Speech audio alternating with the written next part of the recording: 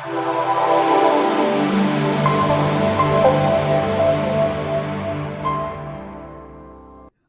welcome this morning to the Realtors Playbook. I'm Deborah Lucci from William Ravis. And I'm with Matt Witte, who also is with William Ravis, who run teams. And we have a special guest host today, Adam Wright from RJ Inspections. And what we're going to be here today talking about is different eras of homes and what to expect and what to be maybe a little nervous about and what not to worry about so much when you do home inspections, because home inspections are back. So, good morning, Adam. So, yeah, tell us a Thanks, little bit. thanks for having me. And like you said, it does seem like home inspections are back for the most part nowadays. So Mhm. we are relevant again. So it's good to be out there. It's good to see you guys and your teams out there again doing home inspections. But yeah, happy to be out there, busy, working. Happy to be part of this. Two of the hardest working realtors in the game right now. So I'm honored to be here. So, let's start with like around 1900, Adam. What do you see in those types of, and so just making a point, a lot of realtors that have been in this business for 2 or 3 years have no idea how to deal with a home inspection and what you're going to encounter. So this is and how to negotiate it. So this is going to be a big thing. So in a 1900 home, uh, what typical things are in something like that? The first thing I would say is the reason this could be helpful to agents would be this is like to prep your buyers prior to the home inspection. So, like while you're doing the showing, you should be able to kind of talk about these things a little bit with your client so that when we get there, it's not a big surprise and you guys come across as more knowledgeable. Be like, oh, well, Matt already told me that. So, you come across better. In a 1900s home, anything 100 years or older, that's where you get the old fieldstone foundations, you get the older frames. We just stick to like what is probably original in a 1900s home. It's the foundation and the frame. What I always like to tell people in a 100-year-old house is that a fieldstone foundation, we're always going to say we've seen some movement. It's not going to be perfectly straight. That we're going to find areas in need of pointing where they reapply the mortar in between the Yeah. stone, unless it was just done. Generally, they need some maintenance. The framing certainly isn't going to be up to today's standards, right? It's because it was built 100 years ago, and it's going to have sagged and moved a little bit, which is natural for that type of foundation. So that's why in a 100-year-old house, too, when you walk along the floors, you'll feel a little bit of the wave. We always like to tell people that that's pretty natural. Other things, too, with a 100-year-old house, I haven't found one yet that's never had one. So no matter what, a 100-year-old house, when I go through the basement, I'm going to see evidence of water somewhere, whether it's on one of the columns or somewhere. I'll be able to find that. So if you're buying a 100-year-old house, be prepared to do a little maintenance on the foundation wall. Don't be scared of that. Don't be scared of the sloping and moving. The idea is that you don't want it to just be ongoing. In 100 years, it's probably done settling. So as long as it's not frequent, recent, ongoing movement, it shouldn't be anything major. But when you first move into a 100-year-old house, I mean, I wouldn't store your Van Gogh paintings in the basement right away. Like, wait and see what you're going to have for water intrusion because poured foundation, I mean, fieldstone foundation is porous. So it allows moisture through a little bit. Humidifiers go a long way. So it's just things like they need to be prepared for that. And in New England, there's a lot of 100-year-old houses. So we see those all the time. And generally, me and my guys, we like to at least prep them. We'd be like, okay, in the basement, we're going to look at this. And this is what to expect. And then after we circle through, it's like, it's pretty much what we told you we were going to write. So if you run a dehumidifier most of the time in an older home with fieldstone foundations, um, will that pretty much take care of like And I know it's never a guarantee. Like I'm thinking when I'm thinking moisture, I'm thinking mold. Right, exactly. Because I mean, what does mold need to grow, right? They need like that the RH level to be at a certain level. So you want that dehumidifier to keep that down. I mean, you guys have been in homes where we go in and then you see mold all over the framing, not Yeah. just the walls, and not to mention if they tried to finish something down there, there's mold growing on the sheetrock. So dehumidifier is a great way to go. I hear people ask questions when they try to waterproof like a 100-year-old basement. They'll say, should I seal the inside of the wall? And that only causes structural issues because they try to like make it completely airtight. But again, keep in mind that that foundation is considered porous. So like water and moisture is going to kind of get in. And if you just set up a barrier and then it kind of traps, then when it freezes, what happens? And it can Oh, cause more issues. So I always tell people just point it, keep it, in good shape as possible, pitch the outside away from the house, extend the gutter. So it's like keep the water away from the house and just keep it as neat and clean inside, run a dehumidifier, and then you're probably as good as you're going to get for a 100-year-old house. that's interesting. I didn't know if you sealed the inside like that, what kind of structural issues that would cause. I mean, long term, it Right. could cause that. It's a risk. I just don't think I don't think it's a good idea, but I've heard arguments on both sides, depending on which contractor you talk to. So what about electric, plumbing, things like that with an age of a house like that?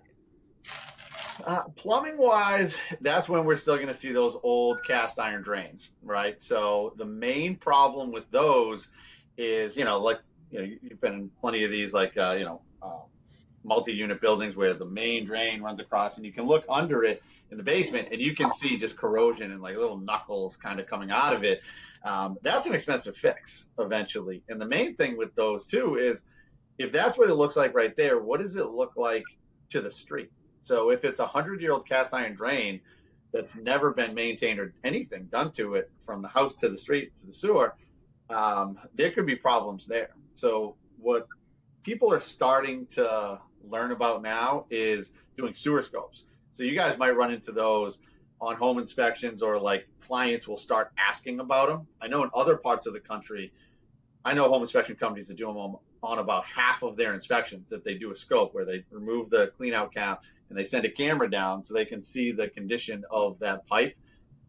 They don't do them a lot in New England yet, but they're coming. And I know people, starting to ask about them now. And those They old do. cast iron drains, they can be an issue. Yeah, Um, they've done that. I've had inspections in Bellevue that do that. yeah, so we're going to start offering them actually because now Over there's there. going to be a Right. demand for them. So don't be surprised if clients start asking for those coming up. Debbie, we Um, should put that in our package to undercut Adam to see if we can give free sewer line scoping with a yeah, signed listing agreement. So, can you see Debbie and I putting gloves on and getting that thing? I don't think that's something I'd want to do, but that sounds like it's super important. All right. it Now, could be. I don't know if you can generalize this, Adam, but now I'm thinking, all right, who's responsible for what? Oh, that's the tricky part, right? Like when is generally the town is responsible what they call to the curb stop, right? So like let's say you're building a house, they get it to they'll stub it in and you own from there in. So if there's an issue and it's in your yard, that's technically you. Even if it's like just outside of your yard, good luck getting the town to And do what the if it's work. an easement over the neighbor's yard? Oh well, yeah. Then good luck with that. That won't be a messy legal issue, right? The Right. well, the thing about those main sewers though is that like it sounds scary, right? Like the main sewer from there all the way out, but it doesn't need to be. So if somebody catches something before it's a major issue, like if it's a major issue, it's going to back up and then sewage is going to fill your basement, and that's a major issue, right? But if you find a problem in the line, there's technology now where, like, let's say it's root intrusion because there's all these trees and now they're growing into it's. You can just jet it and then it's just clean it out and it all goes. And then there's other ways that they can line it where they basically like just put this sleeve on, so it doesn't need to be a super expensive thing. Like if you let it deteriorate and collapse, well, now you need to clean up all the sewage out of your basement. Now you need to excavate the front yard, and now you're trenching a whole new line. If you can stay ahead of it, and that's why people are learning about like maybe I should just do a sewer scope. It's going to cost me let's say $300. I'm making up a price, like $300 to just know what it is and try to prevent this $10,000, $15,000 problem down the road. It could be worth the money, especially because it shouldn't be very difficult to fix it. So what era did knob and tube come in? That was basically so same era house that we're talking about, basically 1800s into like the 40s even. So Knob and tube wiring, I mean, we're seeing less and less of it now, right? Because it's been removed. But even what we run into is if we see old knob and tube wiring, let's say what we see is all dead, right? And it looks like it's been disconnected.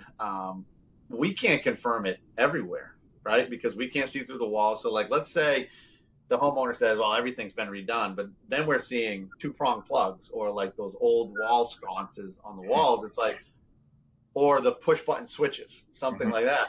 All of those indicate an ungrounded circuit. So is it knob and tube? Is it just ungrounded? So it's really tough to tell. So if we see live knob and tube, that's like night and day, right? It's like, well, it's live. So what does an agent see when they're walking through the house? How do they know the house might have knob and tube?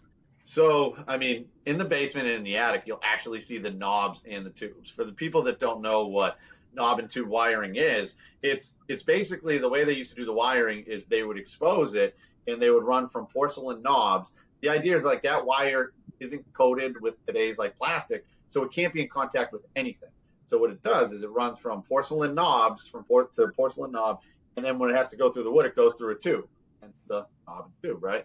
So the problem with it is that if it's perfectly exposed and done perfectly, well, as long as no one ever touches it, then people added insulation. Let's say that there's been dust piling up because houses aren't as sealed as much as they are today. So now you have all these unknown things in the walls or in the attic, and now things are in contact with this wire that's not meant to be in contact with anything, and hence that's where you get the fire hazard. And that's why insurance companies, if they know about it, it's either going to be tough to get insurance, or they'll just charge, to get that insurance. Now, when they mitigate it, a lot of times they necessarily don't take it out of the walls. A lot of times they don't fully remove it, but they'll snip it at the knobs. And the reason why, because I've had to do this demo, to pull those knobs off of the wood is very labor intensive, and there's a lot of them. So it's easier just to go snip, snip, like snip everything off.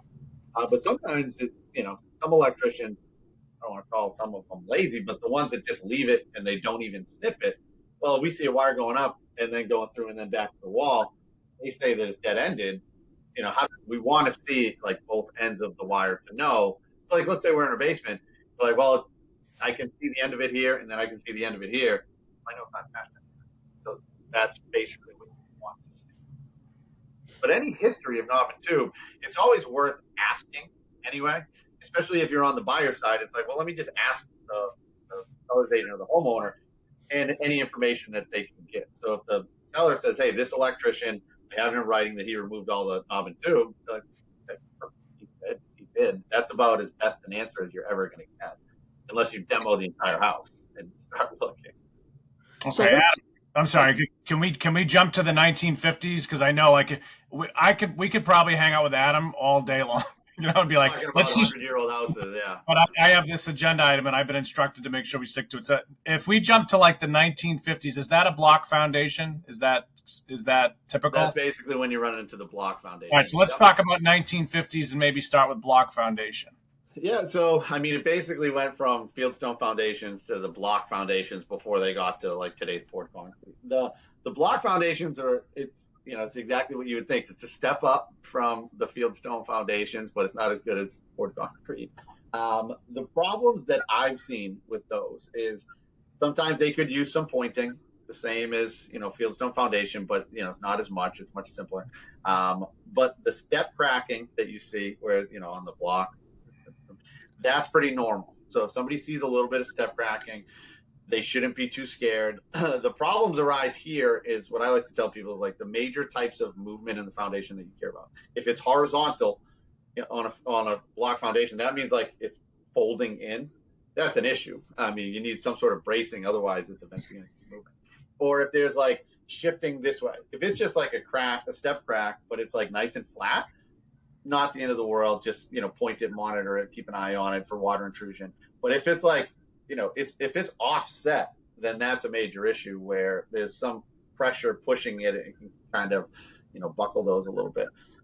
If the crack is big enough to like stick your finger in it, then that's something you got to follow up on. Or if like the crack's actually going through all the concrete and it's not just step cracking. Those are the main things to look for there. They're more watertight than fieldstone foundation, so it's a better upgrade for that. But those would be the main things to look for on them. Is it okay to seal the inside of a block foundation since the block is hollow inside and has a place for water to move, or is it still, in your opinion, I know you said everyone has an opinion, but in your opinion, is it recommended that that's the same idea as fieldstone? I would say that it's better than it's more acceptable than if you did it on fieldstone foundation. But there is some risk, right? Because think of like the mortar joints on the outside. Water can get in there, then it can kind of cause issues. But because it's much better on a block foundation. If you think about like the water sealing, personally, I'm just not a huge advocate of, even in new construction, if I do that, like, you seal the outside of it. They make you do that by code, but that only lasts so long. Like, so, before you backfill it, you need to paint it and water seal it. But that, if you get 20 years out of that, you're lucky versus, now people are trying to add water sealant. It's like, I think just water control is the best option before you start tinkering with things with your foundation. Again, it's just keep the water away from your house. And it's simple things that like people just need to be reminded for. Keep the water away from your house and then keep the inside as dry as possible. Some pumps, if you have to put like, let's say a be-dry system where, water can get in through the walls and then it just kind of catches and keeps everything dry. The problem is if water gets in and it freezes, that's the problem you want to avoid. So if water can get in, you want it to kind of be able to get out, in my thought. So I'm thinking siding. Yes. Okay. Cedars, asbestos siding, cedar siding, vinyl siding, aluminum siding, hardy plank siding, clapboard siding, shingles. Yes. So, all the high-end houses you see now, they'll all have the hardy plank or hardboard. And hardy board is just a brand. So it's all different types of. That's considered the most high-end. That's what you see in all the really nice houses in Andover. I've seen issues with that too. There really is no perfect siding. It's kind of funny to say, like, the siding that I've seen hold up the best is that 100-year-old and the test of time, but it's asbestos. So I've seen that hold up the best. Other than that, honestly, personally, I'm a fan of vinyl, especially because you can get high-end vinyl now that looks really good. And yeah, okay, it can break, it can do that, but it's not just going to just deteriorate. I've seen some of the hardy board, again, not just hardy, but like, if it's a different color, I can see that start to bleed. If they didn't paint the ends of the butt joints properly, I can start to see some deterioration. So I think everything has a lifespan on it. Even when they say that the hardy board will last you forever, then I've seen issues with it. I had a house with issues with it. I was floored because it wasn't that old. But okay, my favorite siding, masonite. Okay, masonite is, first of all, very hard to tell if it's masonite or not sometimes if someone has taken care of it really, really well. What does it look like? What era did it come in? What do you have to do with it? What is it? So the like the particle board material is, where they call it the follow particle board.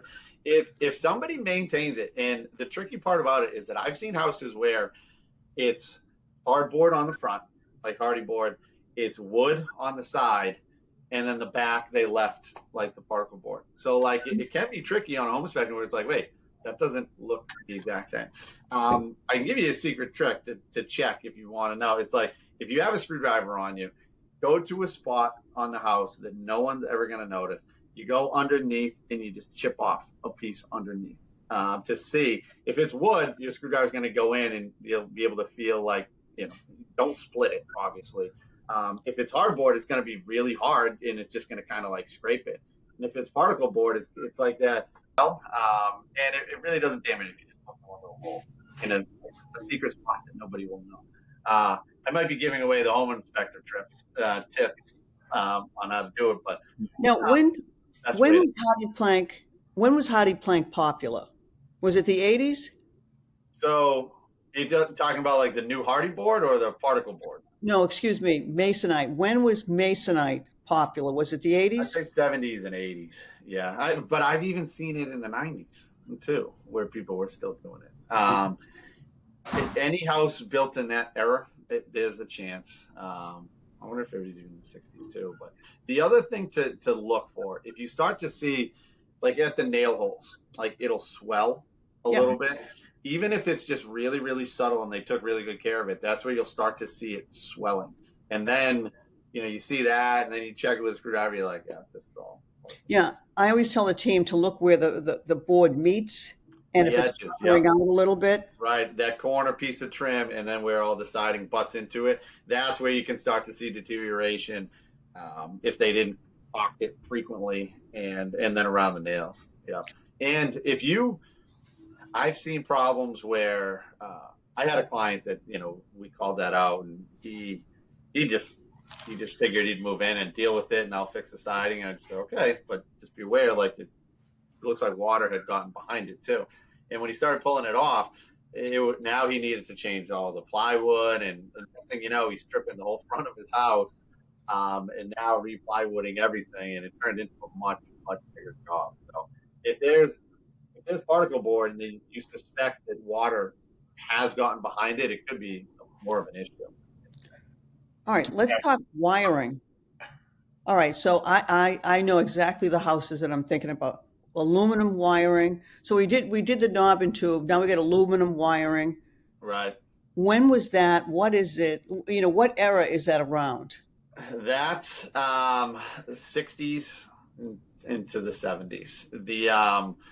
Where they thought that it would be smart to go away from because so the types of like the actual wire themselves. Today it's all copper, and that's why wiring is so expensive because it's so much copper. Before that, they tried out aluminum, and that didn't work out so good. And before that, it was like aluminum coated copper or tin clad copper. So when you're looking inside of an electric panel, which no common person should be pulling off the panel and looking at this, we'll be able to see where it's like where they strip the wire, like where they butted into it, like you'll see it'll look like aluminum, but where they strip it, you can still see that copper underneath it. So the types of wiring, it's like the knob and tube. Then there's the BX or armored cable, whatever you want to call it. Which When was that? Well, you still use it today in commercial. Okay. But back then it wouldn't even be grounded. It would just be similar looking cable, but it would just be the hot and the neutral, and wouldn't have a ground line. Most of the old stuff, that's tin clad copper. Then there's the old type of Romex, that's the cloth sheathed type. That a lot of times is grounded, but it's the aluminum coated copper, right? So those, a lot of people think that the aluminum, the solid branch aluminum is like that older style, but it's not. The solid branch aluminum, like the Romex wiring that it was in, looks very similar to today's wiring. So if you see like that plastic Romex coming in, that's the solid branch aluminum. I should say, if you see that it's aluminum and it's that Romex, then it's the solid branch aluminum. And they were using that because it was cheaper than copper. But what they realized with that was that the aluminum, as the current went through it, it would kind of swell more than the copper would, which would then cause loose joints and then arcing, and now you're back to a fire hazard with electric. So they tried to improve the wiring and ended up just causing more problems with fire hazard with it again. Okay, let's jump to the 2000s now, since we got a few minutes left here. So, well, let me ask you this question, see what you'd say. So I have consumers or buyers that say, Adam, I don't think I need you. I don't need a home inspection. This was built 2000 or it's newer, so everything should be fine. So yeah, I hear that all the time. It's pretty new. It's built in 2000, so it's 20 something years old. It's like right at the turnover to most of your systems. So yeah. The roofs that they put on in the 2000s, they were 20, 25-year roofs. Your heating systems, your water heaters last 10 years.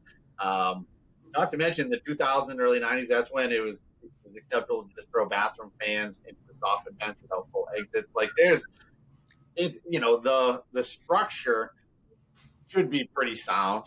I say should be if it was built in the past 20 years, but all the systems and mechanical items, there's a lot that can go wrong in 20 years. Same thing with siding. If you went with wood siding that hasn't been taken care of, and there's gaps in the flashing, and now water's getting in. 20 years is a long time to not have a leak in a house. So there's a lot of things that can go wrong. We do, back when people were waiving a lot of inspections, we did a lot of post-closing inspections, and some people ran into bad news on those, where it turned out that the house was more than they bargained for the work that was needed. There was also a year, Adam, where they had pipes that didn't last that long. Yes. So an easy way to tell with that is, so there's different grades of copper, and the colors just go off of the thickness. I'll give you the simple way to go off of that is, if it has red lettering, it's a red flag. That's bad. The red lettering should only be used for heating. So if it's forced out water heat, it's just a closed loop system. It's just the same water they're heating up, pumping around, and heat better. But when you're running fresh water, all the oxidation and all the other stuff in the water, it corrodes faster, and you're going to run into leaks and all. You might get lucky, and hey, maybe it'll never leak. But around when was that? What year? Around the years? Well, you can still get that copper now, because you can still use it for heat. So it could be like the 90s, anywhere from the 80s to currently, you could see it. I mean, people know not to use it now. People won't even use it for heat. Now everything's all, PEX and plastic and everything else. But what's your opinion on that, on PEX versus copper? I love it. I love PEX. I love working with it. I think it has more flexibility when it comes to like pipes bursting, freezing. I mean, I just think it's a much better product. It's easier to work with, easier to make repairs on. So if you run into a problem, it's super easy. And I think it's going to last longer than copper will. Copper corrodes. So plastic. What year a home would you say you've seen the most mold? Is there an era you say, you know what? And I mean like a lot of mold, like a whole attic's worth or something, or a whole basement's worth. Yeah, it's funny that you say it, because we were just talking about that era. Houses built in basically the 90s and the 2000s. And it's a young home, because that's when things started to become more airtight a little bit, and they were still kind of trying to figure out ventilation. And that's where I see the worst ones. Like if I show up to a house, it's, when I go into an attic of a 20-year-old house, in my head, I'm like, keep an eye out, because there's a good chance that there's mold. And I can over explain it, where like the ventings that they use, like the ridge vents, the Cobra vents, it's just those mesh pieces. And, you nail those down. Now 10 years of pollen and all this exterior material clogging like that sponge pretty much, now it doesn't vent. And now everything just stays in the attic. And now, not to mention the material that they used on the roofing, that fiberboard holds moisture and just holds onto it. So it's a perfect environment for mold to grow in those types of attics. Adam, I just want to say this because we've talked about a lot of stuff. One of the things I've always loved about you is, and I've seen you through your career because I've been doing this 25 years now, You're not an alarmist. You're very black and white and just telling it exactly what it is. And I think some inspectors, they might be very much an alarmist, and I don't think you'll like that at all. Now, you took the company over from your dad? Yes. Yeah. Yep. No pressure. He's still kicking around a little bit. You won't see him in the field, but I meet with them, at least monthly to go over stuff. But yeah, now I run the company. My father and Bob Corsetti. My father is the J and Bob is the R. So the R and the J. But now it pretty much all runs through me. Yep. Awesome. But I was taught that, because my father's been in the business for so long. We've been around since the 80s. He was a builder. He's been involved in real estate. So like, he understands every side of it, and I'm the same. So I always have the view, it's like everything can be fixed. You have to be realistic. You're teaching the people how to own the home. That's our job as a home inspector. It's not to help you decide whether or not to buy it. It's like, no, you love this house. I'm going to teach you how to own it. Like, this is how to prepare. Don't make a big deal out of small things, and help people is basically what we should be doing.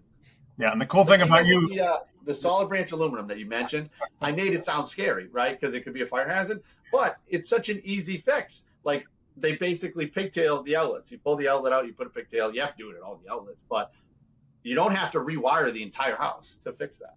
So even things like that don't need to be scary. As I say, the cool thing about Adam too is there's plenty of inspectors that have passed the test and they're good inspectors. But I always felt like when I look at you that you could literally build a house. And so if I called you and said, "Listen, you don't inspect anymore. I want you to build a house," I feel like you could manage the entire project. And I think that gives you a different point of view when you're doing a home inspection. Do you feel that way? Yeah, well, I am a contractor. I have my unrestricted CSL, so yes, I can answer that question. I also have there's two other contractors on my staff as well, not including the R and the J. They're also contractors. I'm a contractor. I don't know if you guys work with Rob. He's a contractor. A new guy, Richie, that we just brought on as a contractor. So we have a lot of big brains and a lot of building knowledge in our company. And our standards, like for a home inspector too, they're just because you get licensed. We put them through the ringer before they meet our standards to be alone in the field too. So That's good. We do the same thing with the agents on our team. oh, I know you guys do. Yeah, you do. It's not just a state standard. It's our team. We like to set a higher standard. Right. Awesome. Well, thank you, Adam, for joining us. This was super informative, and it's great to see home inspections are back in action. And I think it's the best thing, honestly, for both sides of the transaction. And how do people reach out to you if they want information or they want to schedule home inspection? So you can either call or click, right? Just go online. If you want to look us up first before you use us, just Google RJ Inspections, check out our reviews. There's a decent amount of them. A 5-star rated on Google, but just go to our website, rjhomeinspection.com, or give us a call, the main office line, 978-681-8759. But it's easy to find us online. Okay, awesome, everyone. Thanks for joining us today. And our shameless plug, definitely subscribe to Spotify, Apple Podcasts, and Debbie and I will see you at the next one.